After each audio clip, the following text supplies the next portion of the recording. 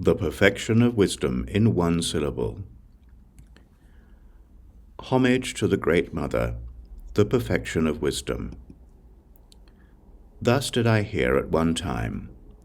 The Blessed One was staying in Rajgriha on Vulture Peak Mountain with a great Sangha of 1,250 monks and many quintillions of bodhisattvas. At that time, the Blessed One said to the Venerable Ānanda, "For the benefit and happiness of beings, Ānanda, you shall receive the perfection of wisdom in one syllable. It is thus.